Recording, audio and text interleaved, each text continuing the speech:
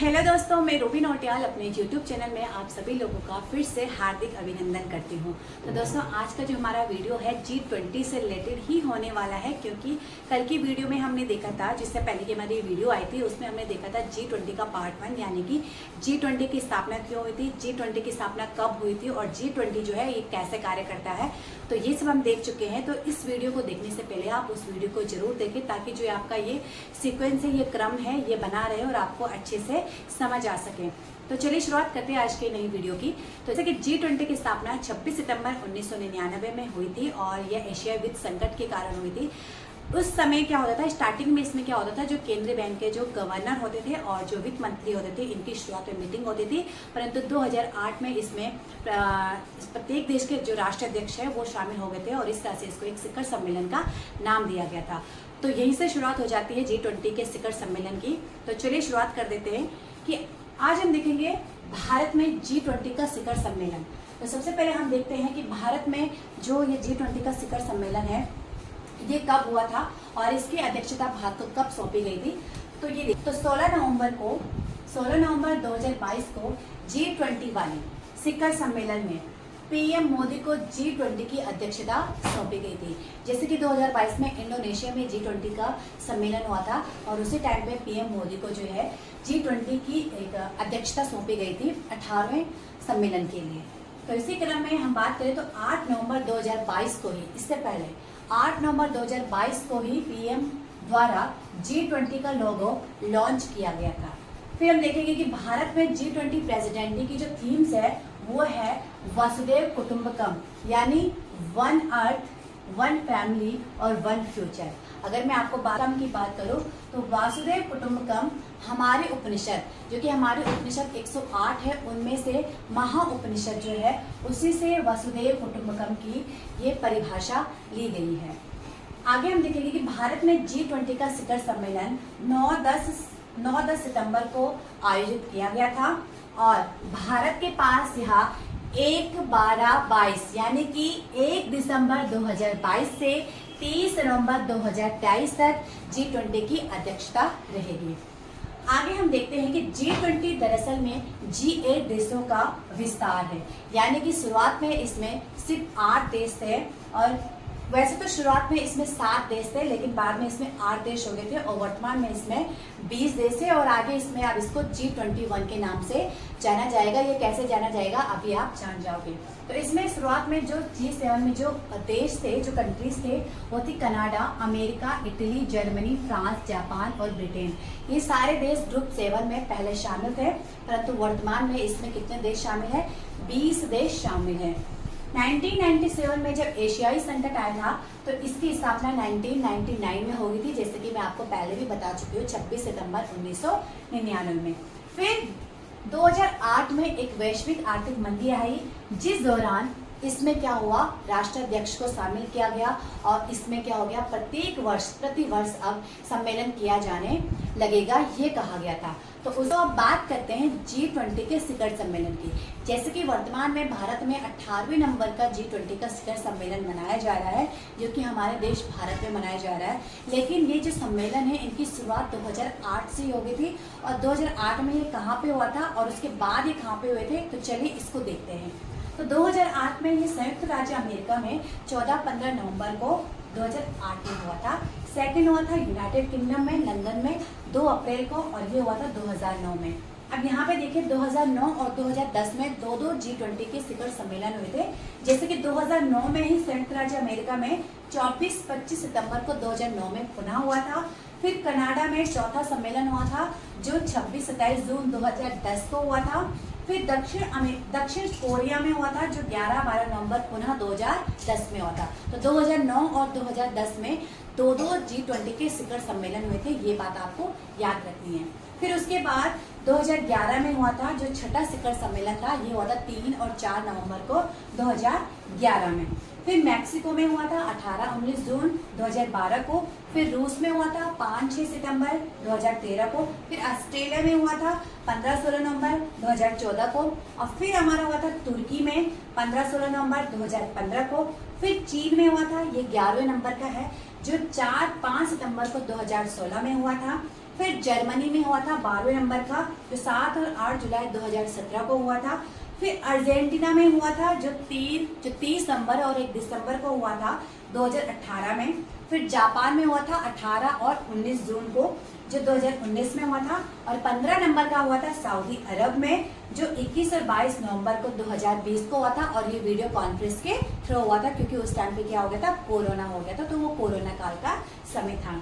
फिर 16 नंबर को जो इटली में हुआ था, और इटली में ये 30-31 अक्टूबर 2021 को हुआ था। फिर ये 17वें नंबर का जो है, ये इससे पहले 2022 में ये इंडोनेशिया में हुआ था, और यह 15-16 नवंबर 2022 को हुआ था। तो इस तरह से हम देखेंगे कि कुल कितने शिखर सम्मेलन हो गए G20 के। 18 हो चुके हैं वर्तमान में। 18वें नंबर का शिखर सम्मेलन था। इससे पहले जो हुआ था वो इंडोनेशिया में हुआ था, जो 17वें नंबर का था।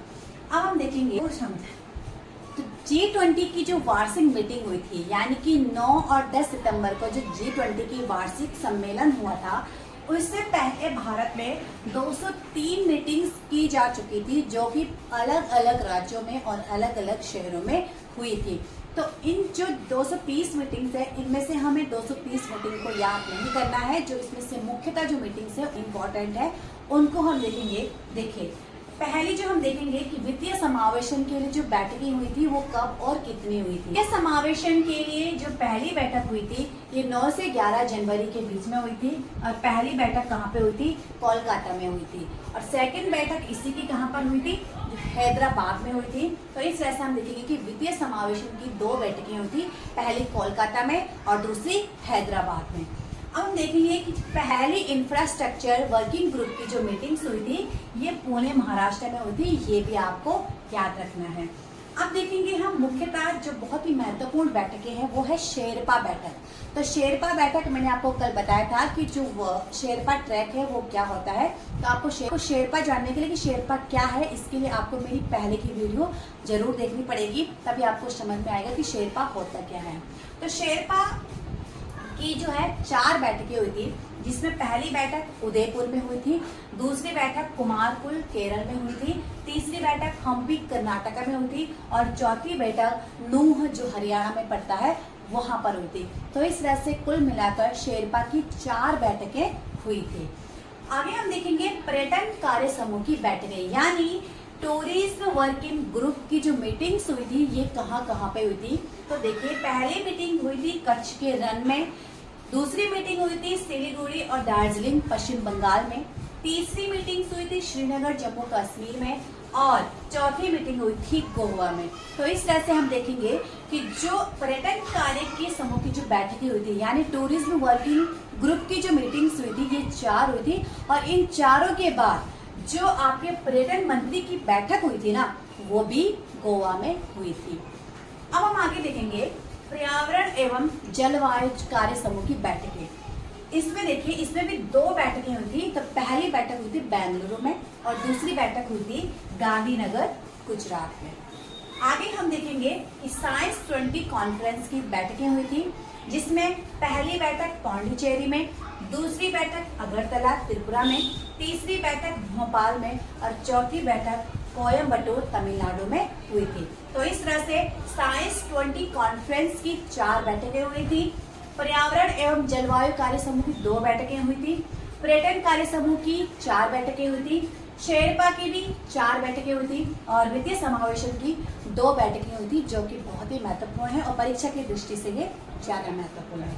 तो आगे हम देखेंगे, यहाँ पे नोट में लिखा है कि G20 की जो 100 नंबर की बैठक थी, मतलब 100वें नंबर की जो बैठक थी, वो वाराणसी यूपी में हुई थी। और ये किस विषय पे हुई थी? तो एग्रीकल्चर चीफ साइंटिस्ट की बैठक थी, और ये बैठक 100वें नंबर की थी, और ये कहाँ पर हुई थी? वाराणसी यूपी में हुई थी। अब आगे हम देखेंगे, एक है ऊर्जा परिवर्तन कार्य समूह की बैठक। तो ये भी 2 बैठकें हुई थी, जिसमें पहली हुई थी बेंगलुरु में और दूसरी हुई थी गांधीनगर में। तो इस तरह से आप देख सकते हो कि ऊर्जा परिवर्तन और पर्यावरण एवं जलवायु कार्य समूह की बैठकें जो है, ये बेंगलुरु और गांधीनगर में संपन्न हुई थी। अब अन्य मीटिंग्स में हम देखेंगे कुछ ऐसी मीटिंग्स है जो कि फर्स्ट मीटिंग है, और वो कहाँ पे हुई थी? जैसे first G20 global tech summit का जो आयोजन हुआ था ये हुआ था विशाखापट्टनम में। फिर से मैं आपको बता रही हूँ कि फर्स्ट 20 ग्लोबल टेक समिट का जो आयोजन हुआ था वो विशाखापट्टनम में हुआ था। फर्स्ट हेल्थ वर्किंग ग्रुप की जो मीटिंग हुई थी, जो बैठक हुई थी, वो तिरुवनंतपुरम केरल में हुई थी। फर्स्ट कल्चर वर्किंग ग्रुप की जो मीटिंग हुई थी ये खजुराहो एमपी में हुई थी। और फर्स्ट वुमेन 20 समिट की जो मीटिंग हुई थी वो महाबलीपुरम तमिलनाडु में हुई थी। तो इस तरह से ये कुछ पहली बैठकें हैं जो कि अलग अलग राज्यों में हुई है। आगे हम देखेंगे कि अध्यक्ष पद, क्योंकि जिस देश में जो देश G20 की मेजबानी करता है वो उसका एक G20 का एक अध्यक्ष होता है। जैसे कि अभी भारत के जो राष्ट्र अध्यक्ष है वो हमारे पीएम मोदी है। तो देखिए इनको चुनने का भी एक प्रक्रिया होती है। जैसे क्या प्रक्रिया होती है वो आप समझो कि अध्यक्ष पद के लिए 19 राष्ट्रों में से 5 समूह में विभाजित कर रखा है। मतलब कि जो हमारे G20 की कंट्रीज है वो 5 ग्रुप्स में डिवाइड कर रखा है, जिसमें प्रत्येक में 4 कंट्री से ज्यादा नहीं होगा।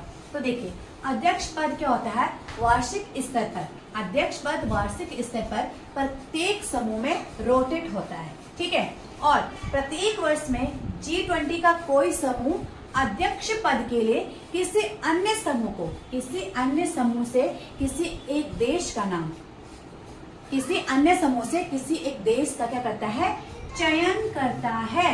और इस तरह से अगर हम बात करेंगे तो वर्तमान में कौन है, भारत में क्या हो रही है, G20 की मेजबानी हो रही है। और वर्तमान में G20 का जो शिखर सम्मेलन हो रहा है वो भारत में हो रहा है। और अभी जो G20 के राष्ट्रीय अध्यक्ष वो कौन है, पीएम मोदी है। आगे मेरा समूह, जो भारत है ना वो समूह 2 में है। जैसे मैंने कहा था ना कि 5 समूह में है, डिवाइड कर रखा है कंट्रीज को G20 की।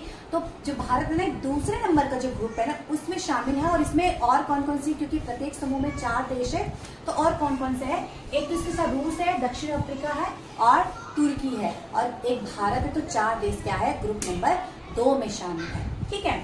अब हम देखेंगे कि G20 की जो अगली बैठक होगी, मतलब जो G20 का जो अगला सम्मेलन होगा वो कहाँ पे होगा। तो देखिए G20 की बैठक में रविवार को यानी कि 10 सितंबर को ब्राजील के जो राष्ट्रपति है लूला को, ब्राजील के जो राष्ट्रपति लूला है उसको G20 की अध्यक्षता ट्रांसफर कर दी है। किसने, भारत के जो राष्ट्र अध्यक्ष है अभी कौन है, पीएम मोदी जी है। उन्होंने क्या कर दी है, अपनी अध्यक्षता को उनको ट्रांसफर कर दी है, क्योंकि आगे की जो G20 का सम्मेलन होना है वो कहाँ पे होना है, वो ब्राजील में होना है।